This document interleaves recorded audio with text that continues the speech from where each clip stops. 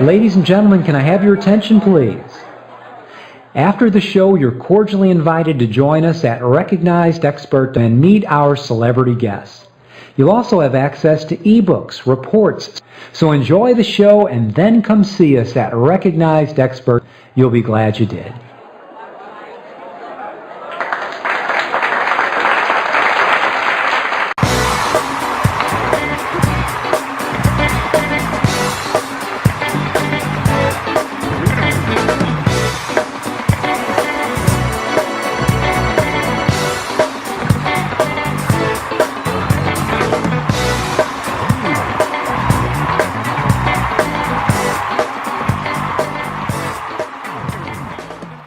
Today's speaker has been involved in the design field for over 33 years and developed his approach very early on based on solid principles that deliver results. His expertise is in residential and commercial design, lighting design, custom furniture design, and all other aspects that relate to interiors. His greatest love is in residential interiors because of their personal nature.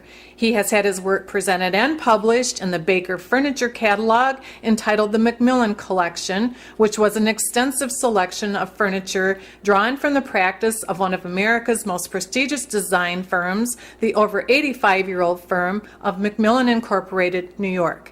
He is a personal tailor to his clients by bringing out the best in them and their environments. Ladies and gentlemen, I present to you the owner and founder of Spectrum Interiors and the author of the forthcoming book, The Magic of Ambiance, How to Bring Your Interior Design Dream to Life, Stephen C. Adamko.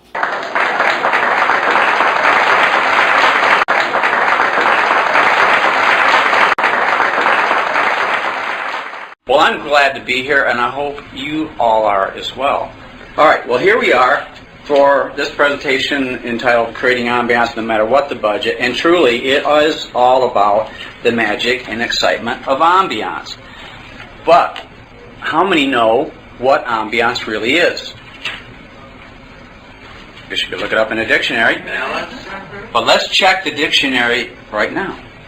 Okay, we're talking about a mood, character, quality, tone, atmosphere of a environment. Or, this is a good definition, that which surrounds or encompasses. That's a pretty good definition, because what we're looking at when we create ambiance, no matter what the budget is, consider this. You have how does it feel if you wrap yourself in a nylon windbreaker, ladies, versus a mink coat? Now, you are the same, correct? But your feeling, your ambiance, the way you talk, the way you walk, is different. Is that true? Okay, so you put on a different demeanor, in a sense, or more expansive demeanor of yourself. Correct? Okay? All right, that's what we're going to be talking about. Now, I have taken this definition and expanded it a little more. And I'm going to read this because it's important not to just ad-lib this, but it's the intangible element of an interior that touches the heart, the soul, the mind, and the emotions, that is visually appealing, intellectually stimulating, emotionally satisfying, and tactily enriching for the occupants and others. Now, the magic that creates excitement induces calm, so it can do several things at the same time, provides a haven and creates a background or backdrop for the occupants and their possessions. So they are the gems in their own setting. So think of photography. You want to have a portrait made of your family, and the photographer, if they're really good, is going to choose the correct backdrop to really bring out the very best in you. And like jewelry, really, quite frankly, you are the gem, you are the ruby, you are the diamond, and we want to position you in such a way that your setting brings out the whole character, the quality, the fire, the color of your personality. Because you're unique and nobody's like you in the world, correct? Okay, now the next few slides here are slides that I'm going to show that incorporate ambiance. And one thing that I want to make clear up front is that all the photos in this presentation are of a high quality nature. The idea is you want to start at the top. No, so it doesn't matter what the budget, quite frankly. The same processes work. So, if you say, well, geez, I only have $300, the other person says, I got $3,000, The other person says, I got 300,000. It really doesn't matter. Okay? You want to take the essence, the principles of what's there, and then apply it, the essence of that, to your circumstance, whatever that is, and however much money you have to spend. Okay? So we're not going to show something at the low end and then try to creep our way up. We're going to show it at the high end. So if somebody says, well, I would like to someday be an Olympic skater, do you watch your next door neighbor skate, or somebody who's pretty good, or do you watch somebody like Peggy Fleming? Or you usually watch the best. Same thing for golf. You watch the best so that you can emulate that. Okay, so that's what it's about. When it comes to this, you're going to notice that these photographs have the combination of the materials such as warm wood, leather, wool carpet. These are all environments that are conducive to the occupants. So obviously that's where we get this individual approach. So the lighting and everything that factors into how this looks, how it feels, and how supportive it is of the people that it's being designed for and their tastes and leanings. So even when I'm designing, everything is not about providing a look or my look. It's bringing people up to a higher level, and it's also pivoting around the individual themselves. So the client is always the pivot point, the most important point. And we'll go into some of these. How do we make things really happen? Okay, and then we're dealing with rooms that have not only rich texture orchestration, but you have things like the backdrop there that's uplit. So now you're actually making those textures come alive. Let's say we turn off the lights on that backdrop there where that wall is, it would all of a sudden go somewhat flat. Okay, so just want to get you into the feeling mode of this first off, because that's what we're dealing with, is feeling, the emotions. Also, ambiance can happen in an outdoor setting. So, I mean, beautiful cityscape, not every cityscape is this beautiful, but yet you have a very intimate way to incorporate that into a dining scenario from an elevated perch, and now the whole big-time world becomes a backdrop for what you're doing. So it doesn't have to be just inside, it can be outside too. Who doesn't like the cozy, comfortable feeling of being around a pool at or approaching dusk, and so you've got candles, you've got uplights, you've got the textural, sculptural aspect of plants, you've got people, you've got food, you know, again, it's all of that. So you can see I'm trying to get you into the mood. That's important for men and women, isn't it?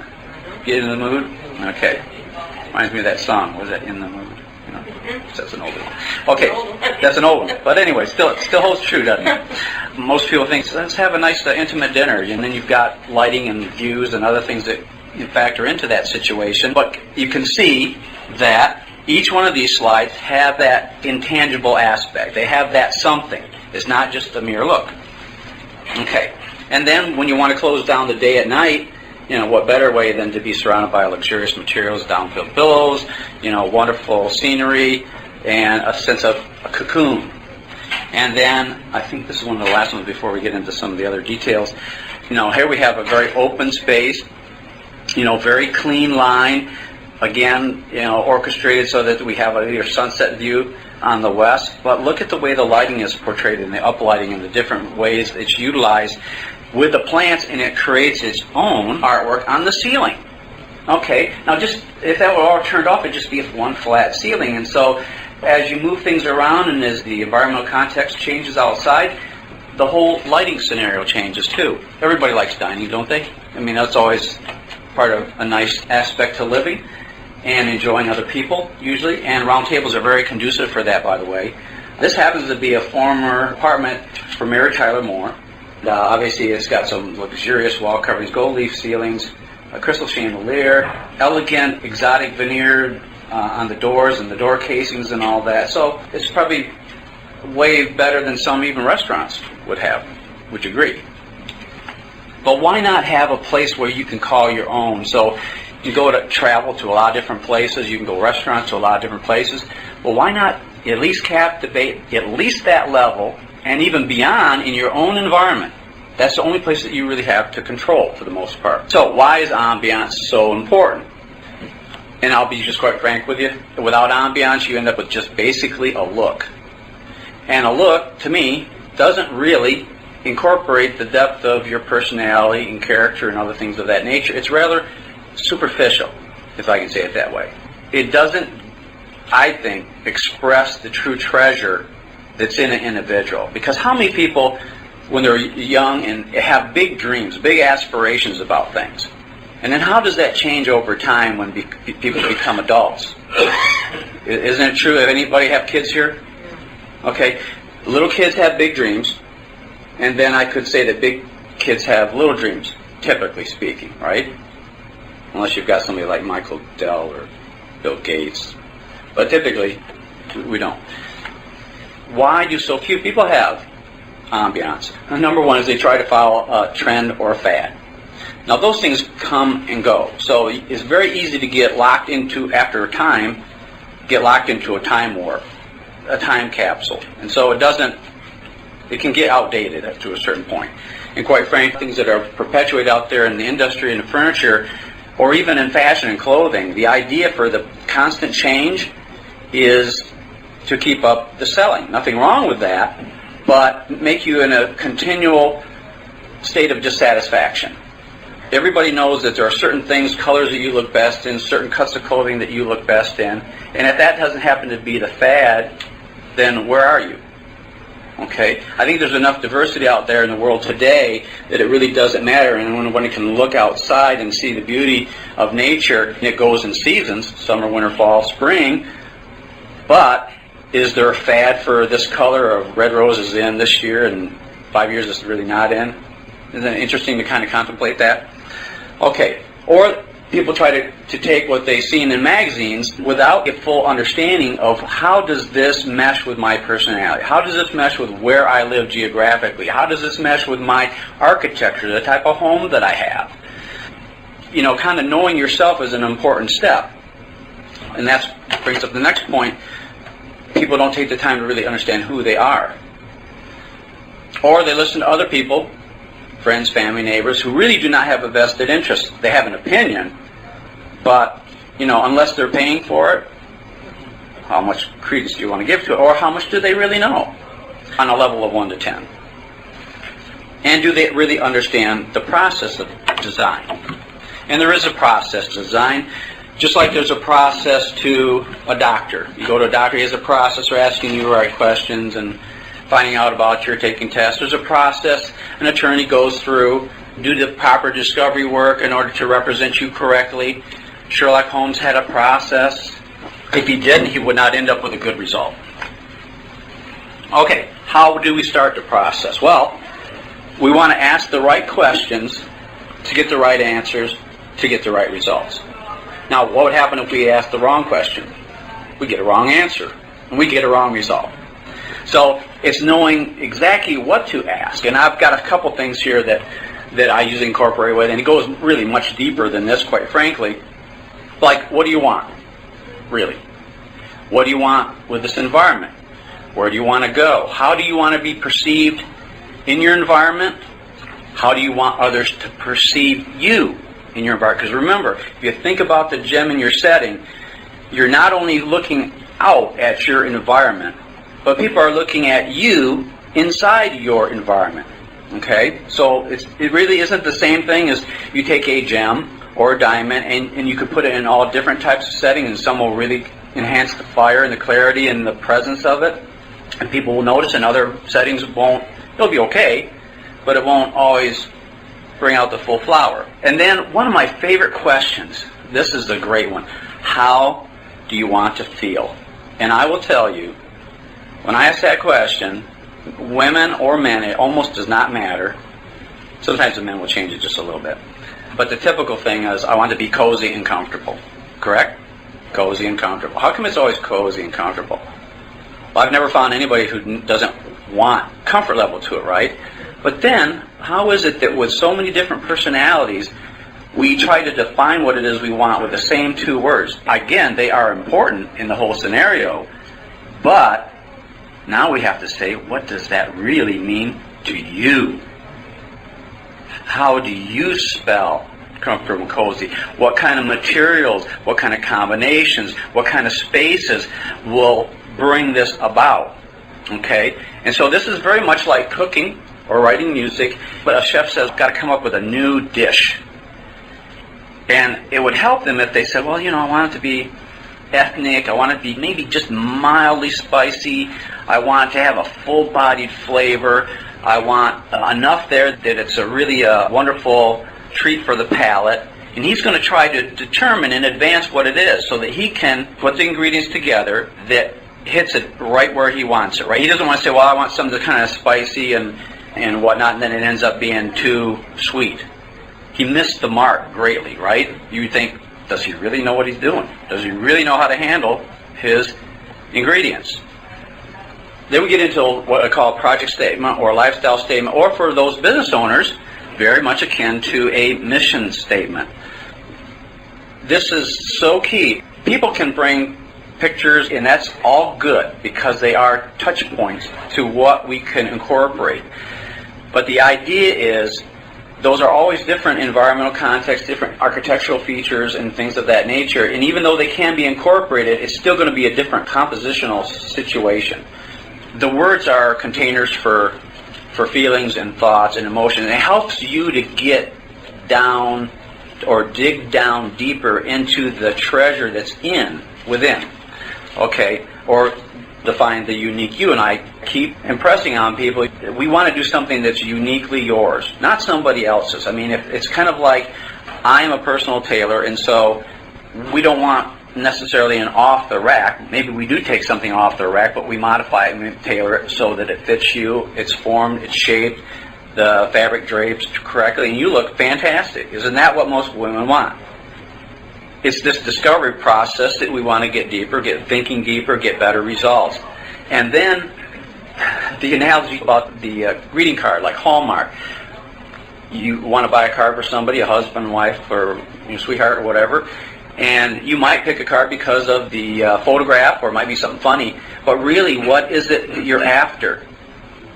You're after really mostly for the words in the card, right? You could say, well, I don't know how to say it. I don't know how to express what I feel. But let me look for somebody who already has the words and can express how I feel, so when I see it, I can say, okay, yeah, that's it. Okay, so that's an important aspect. Okay, what does it do for you, this project statement? Well, it acts as a guidepost, a plumb bob, a level, a straight edge. It helps to keep you on course. It totally eliminates the fluff in design because there are a plethora of things out there to choose from. I mean, it's mind-boggling now, all the different things you can get in terms of color, and I mean, for almost anything. And so how do you ferret out what it is when you're given so many things to choose from? With music, you have 7 notes. But that 7 notes gets characterized differently in different chords, different melodies, and out of those 7 notes comes what? Thousands and thousands of songs that have been written over the years and even over the centuries. And what makes one song a hit, or what makes one song just stand the test of time? It's how it's been orchestrated, right? So that's a big word. Plus, not only does it hold your course, but also helps keep you excited so that you can enjoy the journey from where you are right now to where you ultimately want to be. Because so many people, they start out, or maybe they don't have it defined very well, and then they're taking the trip just like from here to New York, and all of a sudden and pretty soon they're what? 5-10 miles off course without a GPS. They're saying, this doesn't look like New York. Or like Dorothy said, Toto, we're not in Kansas anymore. It's a totally different thing. Okay, and the importance of a master plan. Well, obviously, your time and money are 2 of the things that are almost inseparable. And so your time, your money, your resources are able to be allocated properly, because it doesn't really matter how much money you have or how little money you have. If somebody says, I've got $1,000 to spend, well, that's a lot of money to them. And if somebody says, well, I got $100,000 to spend, that's a lot of money for them, okay? And even if it's $1 million for a multimillionaire, it's still a significant amount of money to spend. And so, do we want to spend the money, or do we really want to invest the money? Do you invest the money because you want a return on your investment? In more ways than one. Again, back to the emotional, the intellectual, the visual, and all of that. And so also it helps you to orchestrate all the components, whether you're working in a room, so you have to orchestrate all the different furniture pieces, or you're working in a house where you need to transition into different areas and have some relatedness. That all helps you to do that. And so when I talk about the words, we're talking about intangible things first, because the intangible almost always precedes the tangible. Somebody has an idea, a concept, and then eventually, voila, we now have a reality. Because it used to be a dream about going to the moon and rocket ships and things like that, and now we fly there almost daily. And then the other thing is important to have it on paper, because without having it documented, you can't look at it, you can't ponder it, you can't meditate on it. And it's part of what gets you excited. Okay? Is everybody getting something out of this so far? Is that making some understanding? Because I've got to create the foundation first, and then you can see some of the other things that happen. Because we're going to get into a bunch of slides here momentarily. And then realize that what you're working with, whether it's in the house you have right now, whether it's in the house you plan to build, you're always working with in the context of architecture. So you have architecture, you have interior design, and they are and should act as a hand and glove scenario. So what is architecture composed of? Floors, walls, and ceilings. Okay? And so it depends on what type of material they're made of. But somebody said that the key to better living is planning, and it just reminds me of this comment. You probably heard it before. If you fail to plan, you plan to fail. Correct? Okay. And then a common mistake is that people don't really understand. I mean, we're in a library here, filled with information. Books back there on architecture and other things. Of course, you got to watch what you read, because sometimes some of the things that are read there's different levels, like decorating and designing. But when you get into design, you're getting at a higher level of what I call orchestration. We're not talking about, for music, like Mary, Mary Had a Little Lamb. We're talking about something much more emphatic, much more involved, or even into Beethoven's Fifth Symphony. That's a few minutes long, isn't it? Okay, that's not like 3 minutes like your typical popular song, but why is it we go there year after year after year to hear the same thing? There's got to be something that moves you. Being aware of your surroundings is another important thing, and what I hope that you can pull from this is that you will walk out of here today realizing that I have a different paradigm and a different filter to look at my world and other things, and be more able to be discerning, to be able to pick out some of the things that are the motivating factors that make things happen. Now, just a quick note, because I can't get totally into furniture and furniture space planning, because that has a whole different deal in and of itself. But let me just say, it's really more fun to be individualistic and to have a piece of furniture that really express the uniqueness of you. And I'm sorry, but I'm going to kind of hammer on that, because I think that's so important. I think that's where a lot of people miss it. Now, there's nothing wrong with sets of furniture, suites of furniture, and things of that nature. But by and large, I will just tell you that furniture, and just like fashion, if they can get you to buy a bed and a dresser and an armoire and a nightstand, that they all match, obviously you can sell more, right? But then, if people want to make that unique, okay, they've got all this stuff looking with almost the same facade. It's just like you with different facial expressions. I'm happy, I'm sad, I'm funny, I'm this, whatever. All different facial expressions you would have. That's basically what a suite of furniture does. It's the same face in different expressions, right? Armoire, dresser. Then, in order to get it unique, now they're having to focus on bedspreads, pillows, coverings, windows, lighting, and artwork. But the basic movers, and let's just take it out of architectural context for a minute, those are some of the largest pieces of furniture. They kind of are somewhat dominating, would you agree? And so therefore, you don't really get the full-bodied aspect of it. And this goes into what some would call eclectic. And eclectic is really a masterful orchestration of different elements, just like writing a symphony, all different notes, different chords, different changes.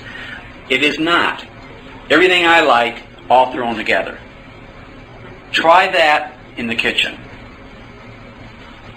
Okay? Think of some combinations that just don't go together.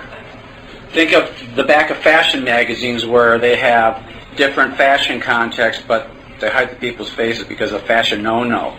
Think of, would you take your most favorite wool sweater and then put it on top of your silk dress? Would you? I don't know. Maybe. Okay, so it's all these things working together. It's mass, it's shape, it's forms, it's contrasting of horizontal, vertical elements, and things of the like. All right, now the most important part, quite frankly, is working with the floor plans. This is where it happens. And really, I don't care if I've talked to people that are just getting ready to buy their first home. Okay, young people. Do they always have a lot of money to spend? Probably not. But it doesn't matter what the house looks like. That floor plan has got to work for you.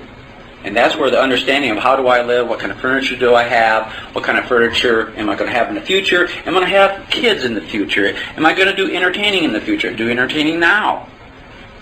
How many people do I like to have over? Do I enjoy the views? Things like that. That all factors into that.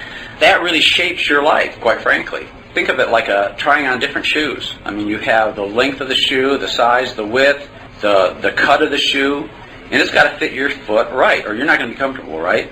Same thing here.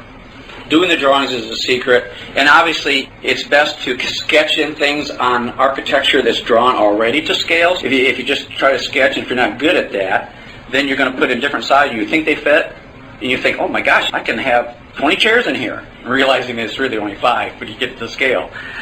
A lot of times people use cutouts of furniture and then move them around. That's okay to do that if it's a reflection of what you have right now that you are using. But let's just say you have furniture that you want to use. Okay, use the cutouts.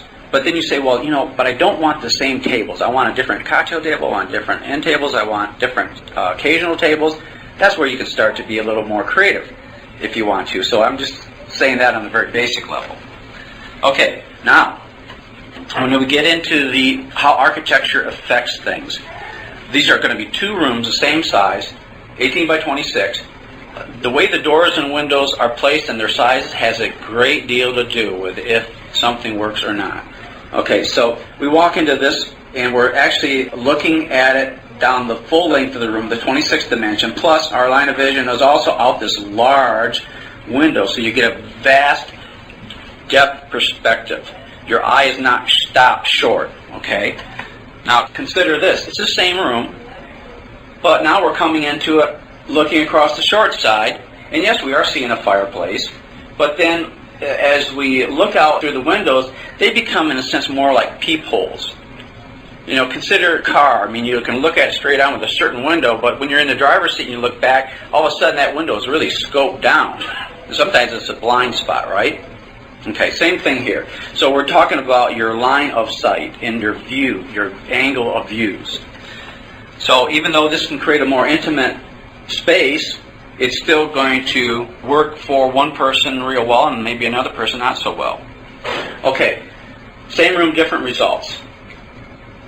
All these arrows are showing you where the entry points are, entry and exit points.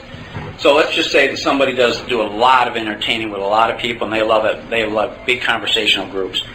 Something like this might work real well because, why? Because there isn't traffic going right through the conversational space. And I'm just going to give a couple different scenarios. And let's say somebody that has this kind of situation says, well, that will work out good for me because, yes, I do have conversational groups, but they're smaller. I have, I like to do some game table. And also, I'm a very avid reader, so I've got banks of books, so that will work out real well for me. Now, this might work for that person too, but again, this would. And this same thing, it starts to subdivide the space into different components. Realize that people use a space, and you have to draw in traffic patterns just like a town has traffic patterns. It subdivides the space, and sometimes if it's not subdivided quite right, because most people take the direct route, right, from point A to point B, they don't go the corner, they'll cut across the corner of the lawn. And then if the traffic pattern isn't quite right, then we have to create detours with the furniture itself and how that's planned. But you can see that this plan, let's say same size room, this plan does not work for a person who has this kind of a need. So I've seen this many times before, that you can have a house, with a lot of square footage, and because of how things are placed, or fireplaces, or stairwells, and things like that, by the time you space plan it, it ends up to being what I would call a glorified apartment. And maybe it's 4,000 square feet.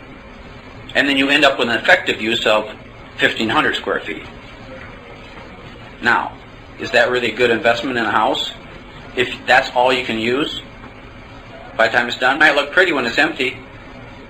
So you can see architecture is a big shaper of what you do with your furniture and how it affects your life. So that's why I'm a designer. I think of things architecturally and interior design well at the same time. Because to do it just with interiors only and not being versed in architecture, well, you're going to make some mistakes there for some people. And sometimes walls have to be moved, or maybe something has to be changed to accommodate a piece of furniture that makes the room balance better. This is in a large room, and obviously, after all the space cleaning is done, you can see that it accommodates a lot of different activities. Oh, one room? That's all one room. Okay. When I space plan, this happens to accommodate a lot of different situations, and yet I have to be very cognizant of the architecture here. And then sometimes you want to see how everything mashes up together and looks. Here's a perspective. Okay, what I'm doing is I'm kind of slicing through here, removing the bottom half, and so you can look at just this top half. Okay, with the next drawing. Okay? See how that works out? So now, what looks as, let's say, a folding screen here. Well, we don't know how high that is, and we don't know how big the base has to be to make an impact. Well, now you can see. There's the base, there's the folding screen. Then we have to have artwork that's masked enough for this is a very large room with lots of architectural detail. Okay, now, to go a little further, we start with floor plans, and this is a little powder room / toilet chamber, I guess you could say. Okay, so it starts with a floor plan. It's not really a big room. And then maybe a drawing of it, maybe some elevation. So if you're coming in the door, that's what you're looking at if you slice it across the middle. Okay, there's the toilet chamber, there's a wall, there's 2 windows, column, bench.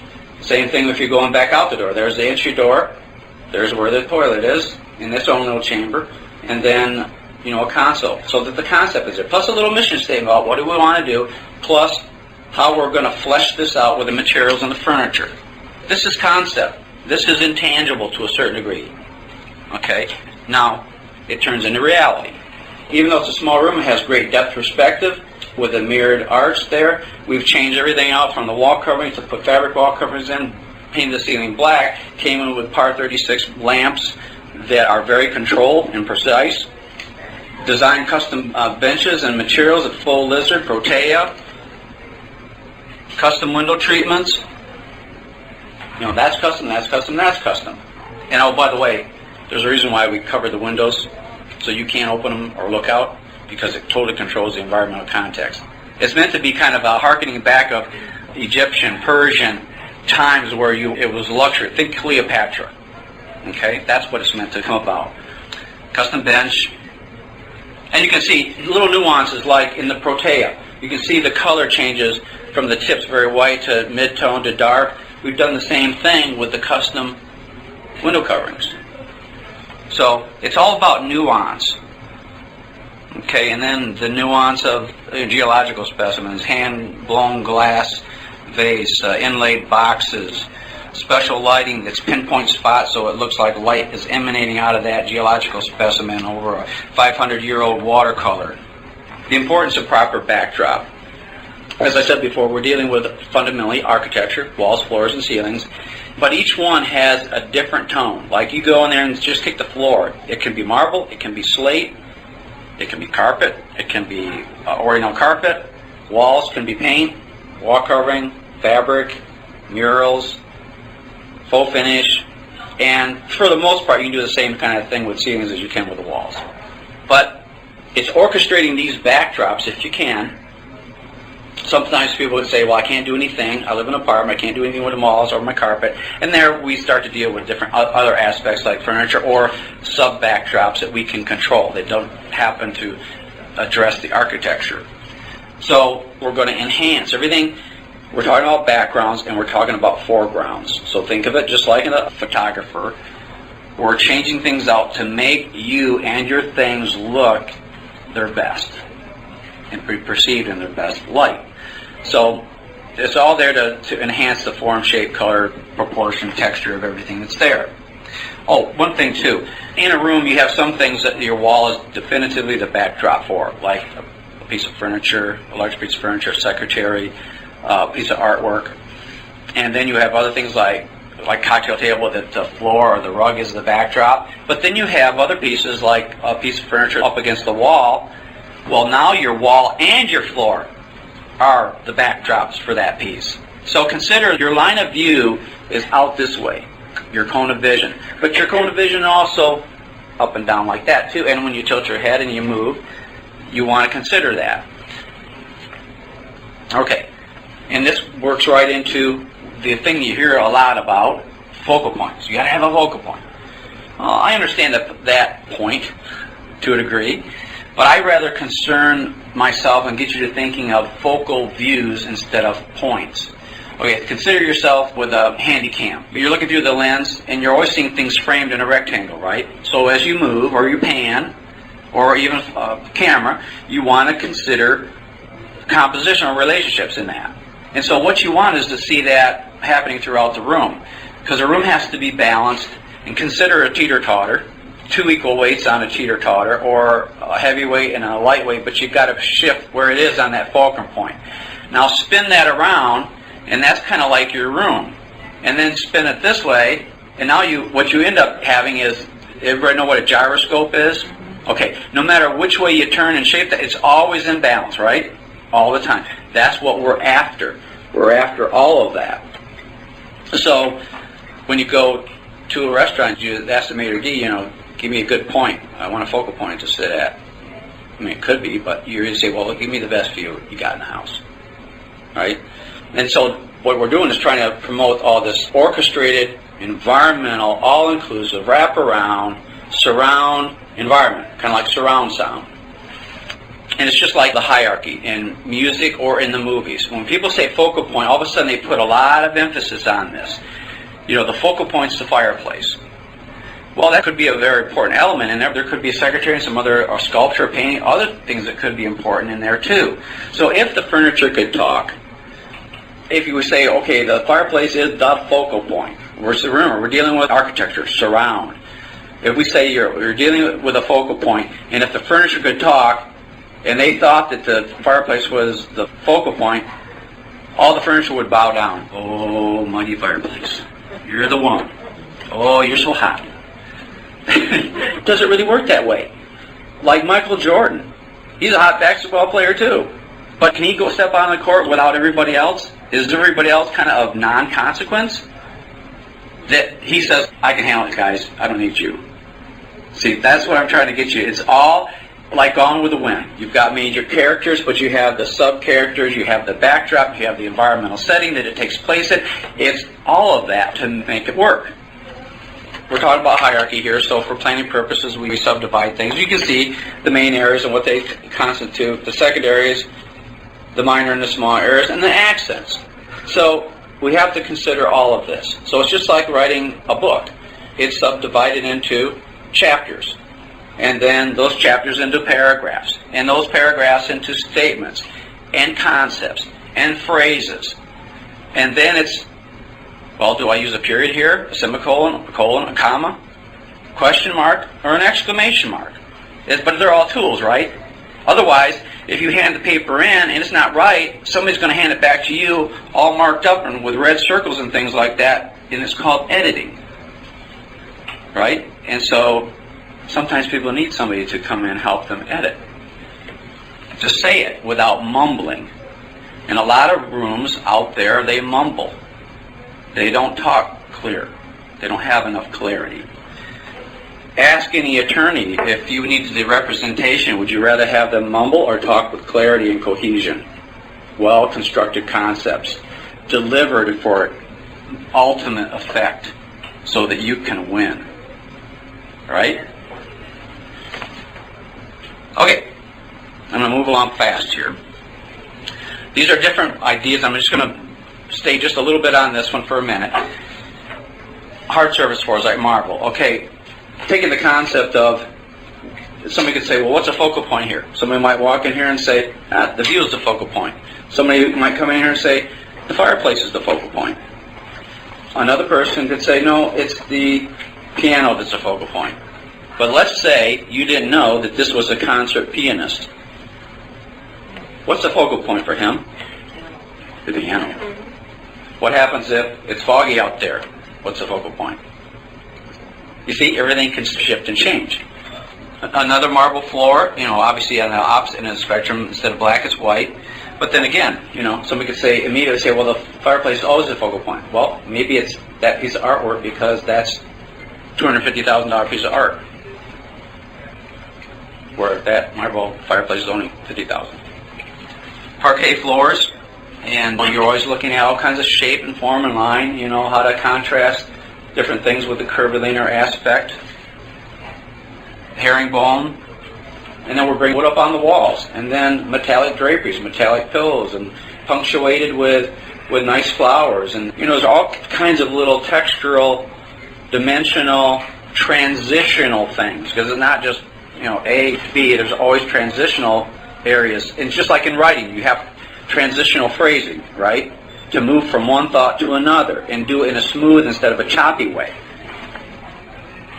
And then we have pattern on the floor and wool. And there's a different sensation of walking on marble, walking on wool carpet, walking on nylon carpet, walking on real wood, walking on pergo. Different sound, different almost sensation. And in each one of these are going to be portrayed in different lights. And then textural floor coverings that create a very unique, or maybe even an oriental or something that's more tactile, more chic, but more casual. Okay. And then wall-to-wall carpeting, obviously one of the benefits of that is that you have extra sound absorption capabilities in there. And it's just, each one of these denotes a level of richness. So before I forget, when I say richness, that can be for anything. That can be for something very casual and rustic, or up to the ultra-sophisticated. But what I'm talking about when I say richness is how they're all orchestrated together, the depth, the clarity, the emotion projected. So the room is not something that is more alive and engages you versus a room that's flat and says nothing. Okay? That's really the essence of what it's about. Okay, walls. Plain. Okay, let's start out with that and then we'll move on up. There's a good reason for some of this. This particular apartment right here was for Ralph Lauren. Why does he have something so relatively plain and only punctuated with a few things? Well, because he lives in a world saturated with color and pattern. So he has to have some reprieve at some point in time, some balance in his life as well too. Okay, and then we move it on up with moldings. So now we start to architecturally delineate the walls and the demarcation between the walls and the ceilings and the walls and the floors. And then we move it on up another step with sculptural, dental moldings and things like that, and sculpture. So we're putting it up a little bit higher, more of a salon, more of a place for large groups, more of a place for almost a concert hall experience. In some cases you need a room like this because you need the volume for music too. Small rooms sometimes don't resonate the same way. And that's why, again, the material uses have a lot to do with the acoustical properties of things too. So that's another thing sometimes that people don't always take into account. How many have seen on Hollywood TV shows and stuff like this, like Cribs or something like that, and there's this huge house, and it's all hard surfaces, and they come down the stairway and everything echoes? Now there's things that could be done to create a more acoustically tuned space. Interesting they missed that. Okay, dark lacquer walls, that have mirror connotation. Again, it's kind of somewhat, you might say, woodsy. It's got an English garden kind of feel, and it characterizes things. Wood paneling. Actually, wood paneling most people think is warm, but actually it is that, but it's even more because the first precursor of wood was to create insulation in old homes. It was much warmer than stone. And then a characterization difference here is that we take it from what could be maybe somewhat of a masculine space, and we're using the same material and creating a feminine space, because now we're using line differently. We use the curved line, Louis XV, floral type carvings, curved doors, so it changes it out. And then instead of the wood paneling, now we've got wood veneer, but set in a very contemporary tone. And this happens to be exotic book match veneer. And then textured wall coverings. This piece of artwork, this oil, could look very nice on a regular wall, correct? But doesn't it look better on a wall that's textured? Because doesn't your eye just kind of, the texture kind of carries right into the grassy field and into the foliage beyond. And so what does it do? It engages you more completely, correct? Texture is engaging. Okay, and exotic wall coverings. By the way, sometimes you have a big room and you like to dine a lot. You can have a big table, or you can have smaller tables that are round. These are very congenial shapes. Because it's a lot easier to talk between 6 and 8 people, right, instead of 14. And then you never have to kind of crank your neck to the left and the right as much. So it's just another thing to consider sometimes. Also, wall coverings is fabric, mohair. Victorian houses, some of them have, silk damask upholstered on the walls. So you have this battens that stretch across battens. There's insulation behind that. Gives a totally different feeling. Pattern wall coverings, depending on the scale and the size and what it's incorporated. Sometimes you have to think just as carefully about this type of background as you do any picture or piece of artwork that you choose, because it will define the character of the space and what you can do with it.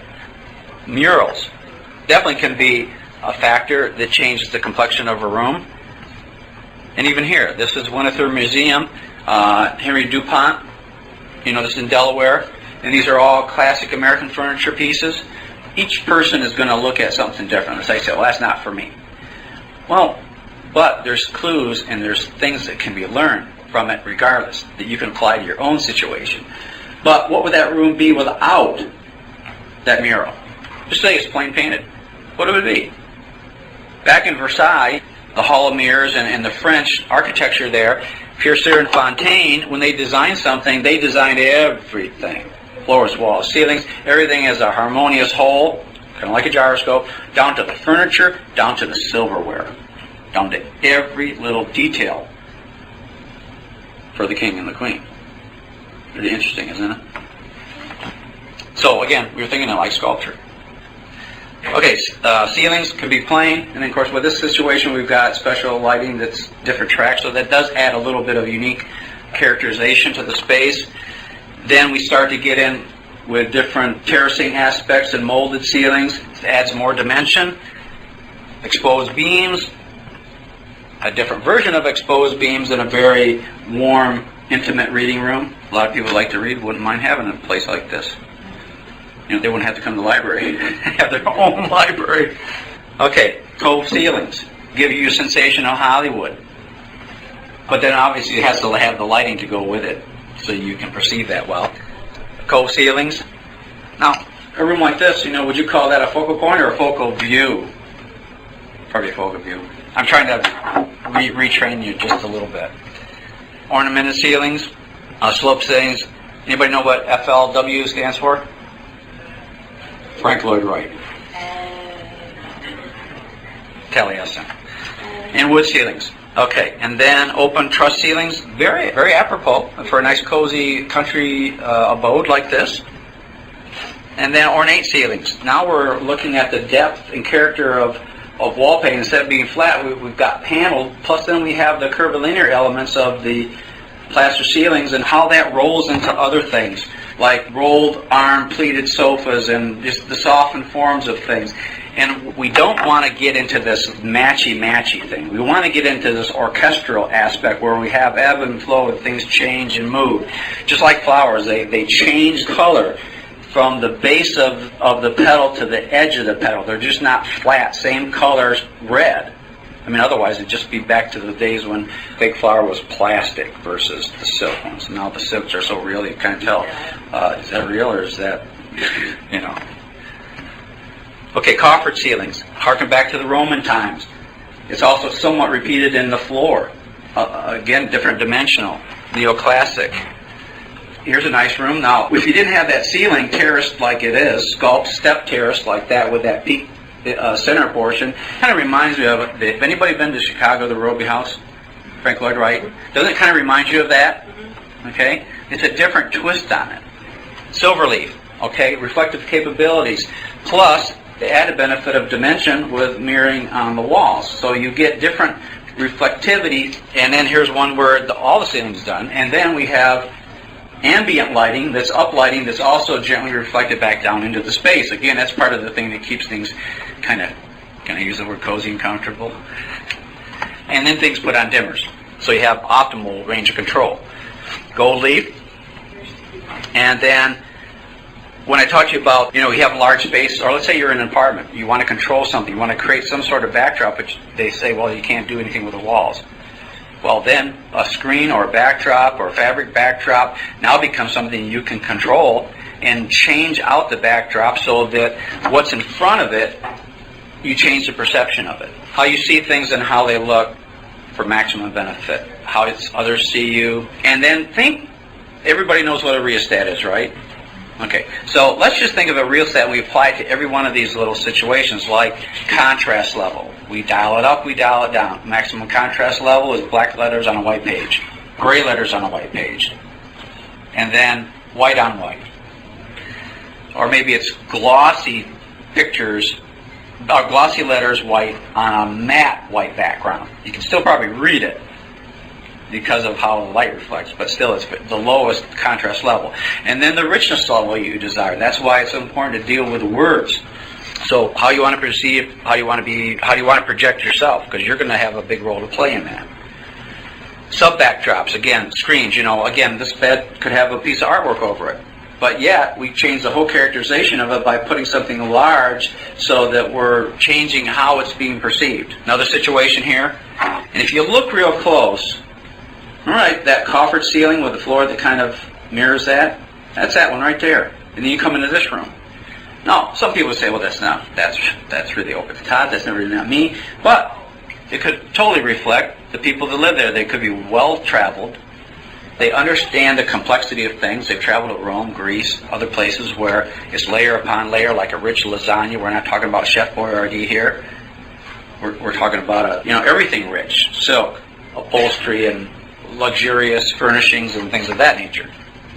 And then mirrored screens or backdrops, chrome beds, that basically reflect a lot of the incoming light. So there's a lot of things you can do to change things. And this is just a nice form composition in terms of shape, form, proportion, colors, how it moves in with that screen. And there's a lot of different cultural references here. This is not all Oriental furniture. It's English and leather and velvet and other things like that. But it's kind of a neat orchestration.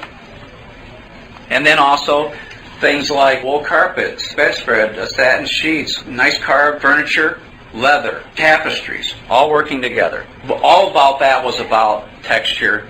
And most people, since it's the greatest modifier of formality and informality and everything in between, again, think of rheostat again, most people think in terms of color and pattern only. And then they miss the texture. So the result is it ends up rather flat. Okay? Now that gets right back to just the look. So texture engages people. And really, that adds a sense of liveliness and vitality when you have an orchestrated texture in your environment. And then, of course, obviously, lighting has a lot to do with that, because I could have a very, like that stone wall, I could light it with a light right next to it and graze it, come straight down on it and really pop it. Or I can come back here further with a light and hit it more at a flat angle, and I will flatten that out. Because why? Because there's not that highlight and texture in the shadowing. And that's why you don't want to light people with direct light coming down on their face, because of the shadowing that comes on their face. And if you ever look at how a sculpture is lit in museums, they want to direct the light from the right angles to maximize the whole sculptural walk-around experience that you have. And also, if I could say it this way, it's the most sensual aspect. And when I say sensual, I'm talking in a broad context. People are tactily oriented anyway. Did you notice that last line on there? You ever wonder what that could be with that little smiley face there? Are you kind of like intrigued? Okay. You want me to pop it?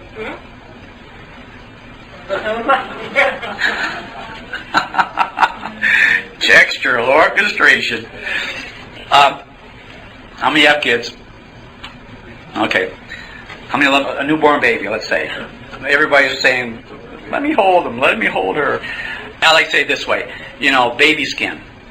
rub an arm, rub a leg. I mean, do you ever like watch ladies? Sometimes they're like continually rubbing. Do they ever say like, "Oh, I've had enough of that"? You know, really? Does that ever happen? I mean, for some people, I guess if they're not kid friendly, I suppose they're like, okay, you can have them. But anyway, that's part of what is important about engaging the individual. We've seen again the lighting and everything that was done to create this walk-in environment. Also, look at how this is orchestrated. Got the texture, the sculpture of this plant in a somewhat minuscule version. It's kind of repeated along through here.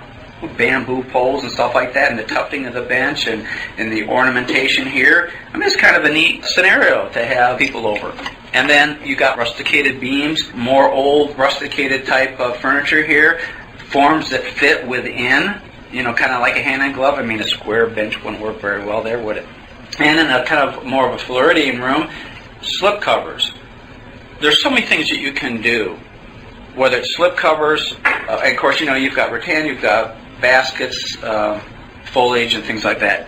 And let me make a point here, too. It doesn't always have to take a lot of money to create a very unique, distinctive look. What it takes is looking in, you know, again, asking the right questions and getting the right answers. Because, quite frankly, I'd rather have somebody, if they just have a good sofa, but we need some lamp tables and things. Sometimes we can create something that's just a base that's made out of plywood. Just the right height, right width, the right length, and then maybe we put a formica top on it, or lay on top, or maybe we put a marble, but then we do some fabric panels, and maybe they're straight, and maybe they're sculptured. There's a lot of different ways you can do that, but if you start dealing in the shape, form, proportion, texture, scale, and get that right, then everything else is okay, to this degree. If it is ill-proportioned, does it matter if it's gold leaf? It could just be an ugly gold leaf thing that costs $5,000. Or it could be a wonderfully proportion that's just painted and looks, wow, that's pretty cool. But you can see the difference. You always start with the shape of things and the form and the proportion. And then you can put on whatever, if you want to gild it, if you want to gold leaf it, if you want it to be marble, whatever covering that goes onto it, but you have to still start with the basics, right? I mean, most everything in life starts with basics, right? Whether it's food, whether it's music, anything. Golf. Oh, I've got to say this about the golf. Anybody golf here? Oh, I got a few golfers. Okay. Now maybe I'll save that till the other part. I'm going to save it till later. Remind me, because I don't want to forget. Okay. Lighting. Again, proper lighting reveals depth, richness of color, controls ambiance in a very, very significant way. And color is how you light it. How many people have gone to a furniture store or a carpet store, take your materials over there, your upholstery, select carpet, bring it back home and check and say, ain't working. That's because of the fluorescent lighting over there versus incandescent that you have, which is yellow base, or the different array of spectral qualities that happen with sunlight that comes in sunset to midday to sunset. And so it's always best to check it in the light that you're going to be ultimately viewing things in. As a matter of fact, you can have some lighting sources that will actually take a red apple and turn it gray.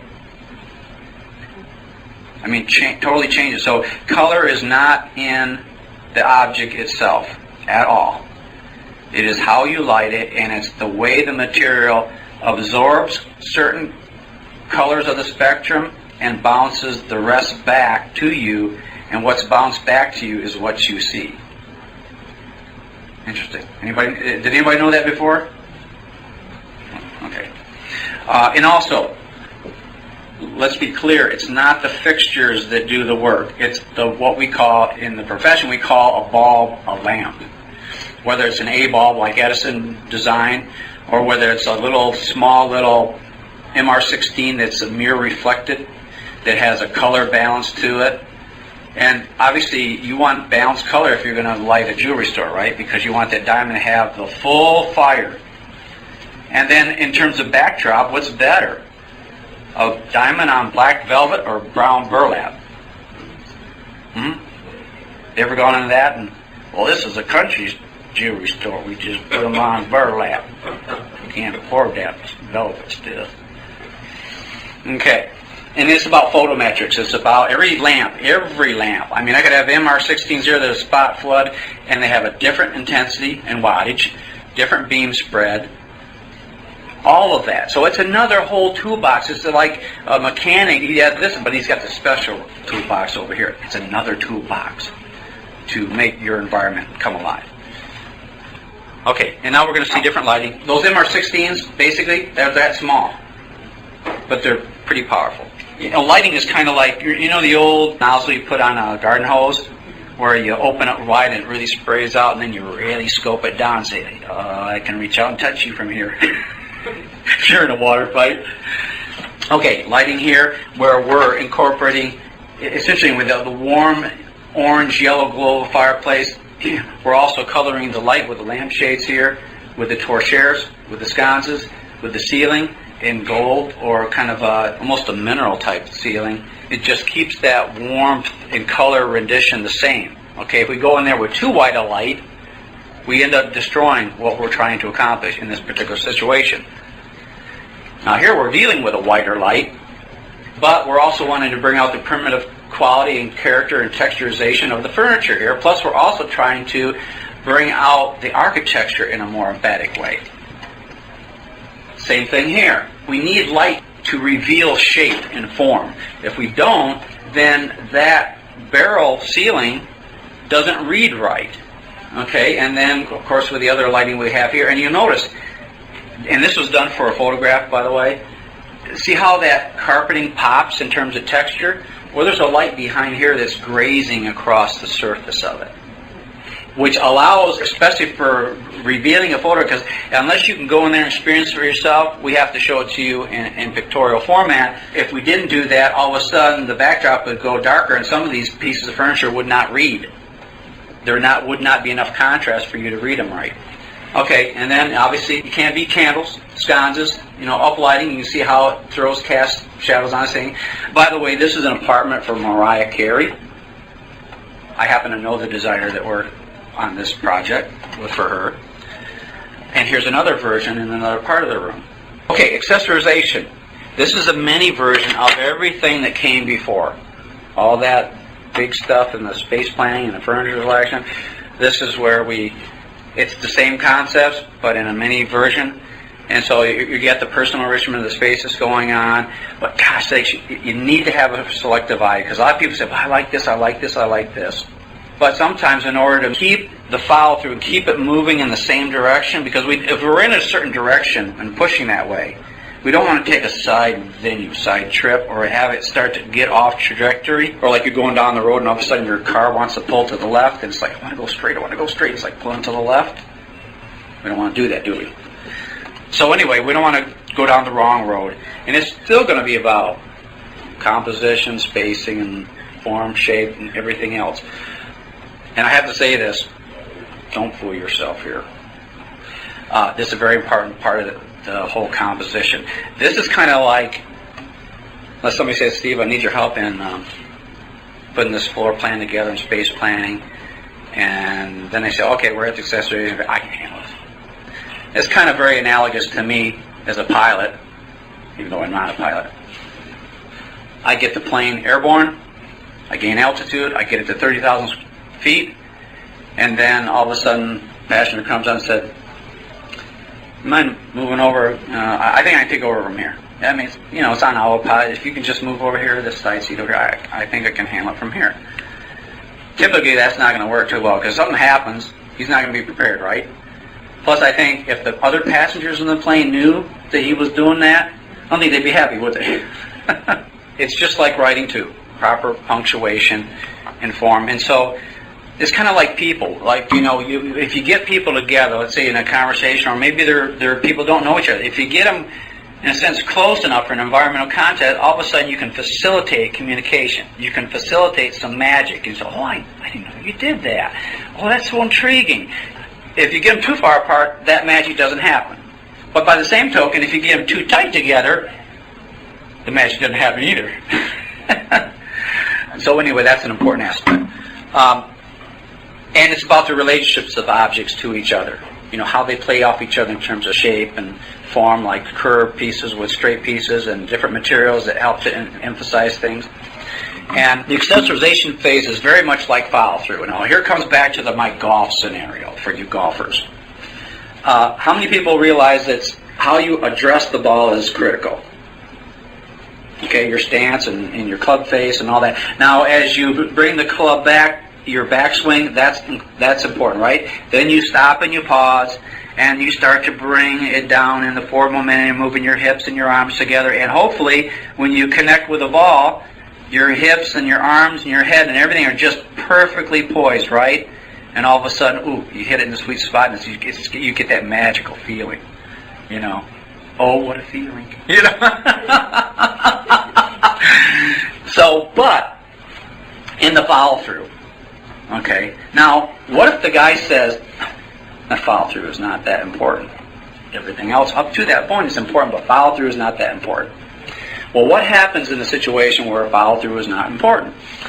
Well, he's hooking, he's slicing, he's a lost ball in tall weeds, and one of his favorite clubs that we happen to see in his bag, it's like, hey, you got a new club there. Yeah, it's my weed whacker. And that's the club he uses most often because he doesn't follow through very well. So anyway, anybody see anybody with a weed whacker in their bag lately? Some people you think you need a weed whacker. Okay. So anyway, so it doesn't matter where the accessories can come from. They could be things from your travel. They could be things even found. It looks kind of like a rusticated, almost like a seashell type of bowl. I mean, these could come from all kinds of travels, but they tell a story. I mean, this person's going to be well-read, well-traveled. Places from Peru, things from pre-Columbian, kind of sculpture, all kinds of different things.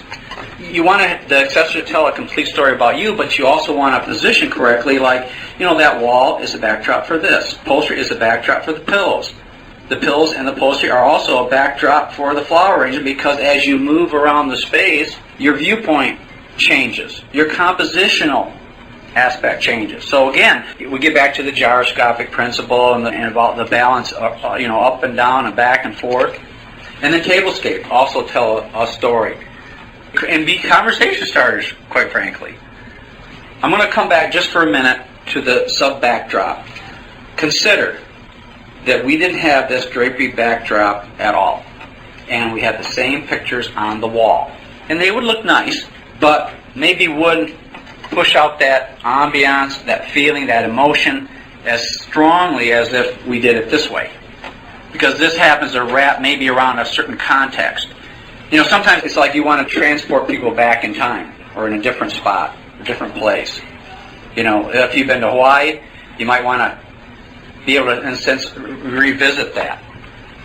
Another composition that's much more smaller, look how it interfaces with the texture of the vase, the reading, the kind of worn finish on the chairs. I mean, it's just a delightful, symmetrical, balanced composition. And, like I say, things could be indicative of your travels. And obviously somebody here might have traveled to Orient, as you can see, by the accessories and the different furniture and rattan and whatnot. But this might be one room in a home that expounds on a big interest of them. Other areas of the room might reflect other characterizations. So you can see how much personality can go into it and how much thinking can go into it so that you get it developed to the maximum degree, or you get the maximum return on your investment. And then we've got other rooms here too where the scale of things matters, and then even down to some fairly rich, large-scale tassels there. But look how nicely scaled the artwork is for the room. It has a presence. It has some bravado. But at the same token, they have to be framed appropriately with enough mass and scale. I don't know how many times I've been into places where I've had to reframe artwork because it just wasn't beefy enough to get the artwork. And so here's what happens. Tell me if this is true. You have a nice piece of artwork, take it down to a framing shop, and they say, well, you can use this, this, this, and this, and there's 7 frames. You say, oh, I think these 3 I like the best. And then finally, oh, okay, I think I like that the best. You have it framed, you bring it home, and you put it on your wall. And then sometimes it's disjointed. In other words, it's acted like something out of context, and where the it doesn't work with, let's say, they're a beautiful desk, but then the piece, it was great, but then the framing's off, and so it doesn't move and flow with it. And it's such an important aspect because, framing is an aspect that can be very expensive, but if you do it right, it continually moving it out there, getting better and better and better. And also, I guess before I forget, when you start with the concepts and things, I remember doing a job for an architectural firm, and they have 5 floors. They were on the 5th floor. They were on the 5th, 4th, and 3rd. Well, we started out with 5th because we wanted to project a certain look because they were in business, and they needed, their environment had to be a silent salesperson to project what they were about. And the old place did not at all project what they were about. And so when I redid everything and basically designed all the moldings, everything from scratch, but the high-end look with the exotic woods and stuff was on the 5th floor. And then we had to, every time the floor dropped, guess what? The budget dropped with it. So we had 3 budget drops. So we went from exotic wood to wood that was nice, but then was cut in a certain way that looked more like exotic, all the way down to the use of plastic laminate. But one of the things that drew all of them together to have a sense of cohesiveness from 5 to 4 to 3 was how we shaped, how we proportioned, how we sculpturized things, how we lit things. That's why it's so important to understand the shape of things, or the shape of things to come. Again, how everything is lit, from large pieces of artwork to large sculptures to a repetition, or what you might call a staccato of floral arrangements, to bas reliefs, and it adds a lot of dimension into a relatively clean line space. And then also for accessorization, your eye is very attentive to detail in small spaces or in small portions of rooms. Like this might be a wonderful writing desk, or maybe you read a book or contemplate or write a note, but yet, since you're so close, obviously, it's nice to have things that are more detailed in some scenarios. But just remember that when you're in close, the eye is more attentive, and so you have to be more, I guess, in a sense, precision, and just delight the eye. That's why bathrooms are so fun to do. That's why entry halls are so fun to do, because they act as an introduction to what's coming, not just like a good introduction in a book. And also, this will bring about what I told you about the contrast level. The contrast level can be relatively low, or a monochromatic space like this. Not a whole lot of color, not a whole lot of pattern. Remember, I talked about most people consider color and pattern almost foremost to the exclusiveness of texture. Well, this is the reverse of it. But we've got a lot of texture here in terms of the walls, the floor, and yet does it look like a bland space? It's how it's lit. But almost all of it's all in tan tones or brown tones with a little bit of punctuation. But yeah, it's just as successful as some of the other ones that were very ornate, very involved with color and pattern and layering on of all of that. And then tablescapes. Beautiful example of just something you find. And an old kind of pharmacy lamp, and some old candlesticks, and some obelisks that are covered either, it could be in parchment or like goat skin, or it could be in marble and glass, and what? A geological specimen and a horn. Look at all the diversity of that. But yet it gives a very nice tablescape. We're really at the conclusion of the presentation. And, these are some of the principal secrets that are involved in creating an environment. I know it's probably been pretty packed with a lot of information. I hope you were able to absorb some things here. There's so much more. Every one of these little elements I could expand out to a 3-hour talk without any problem whatsoever. But if I can get you to look at your world differently, and look at the places you go differently, and look at it with a different level of attention to detail, and just help you to hone in on your perception of different environments, then I've done my job in this presentation. But the other aspect is that to set you up for success and to help you invest your money instead of spend it. because it really doesn't matter really how much money you have. Most people can't afford to do it over again. The mode here, the game plan is do it right once the first time and then enjoy it from day one to day end. And then look at things or maybe get help if you have to, so you don't have these errors that you have to overcome later on, because sometimes after it's done, it's almost too late to reconstruct it because what? You have to do everything. The time might be there, but the money might not be there. And that's why I'm so much a proponent of investing people's money instead of merely spending it. So hopefully it's been an eye-opening experience. You'll have to see things in a brand new way. And I have to say this top paragraph, it is the magic experience of Ambiance. Think of romance. Think of magic. Or think of when you first met your spouse. Or anything like that that was memorable for you. The birth of a child. Or I don't care what it is. If you can repeat that kind of sensory perception over and over again, I mean, life becomes that much richer and more enjoyable. Would you agree? Okay, so really it is about this intangible aspect that most people can't always put their finger on. But I have to say that who wouldn't want depth, orchestration, vitality, musicality, animation, and pure sensory enjoyment in your environment and life? That's what I'm all about. And I promote that all the time. Again, it's my pleasure to have presented to you. I hope that this has enriched your life in a way and that you'll go forth from here, hopefully not left you where I found you, but I brought you up to a whole different level of perception. So thank you very much for attending, and appreciate you being here.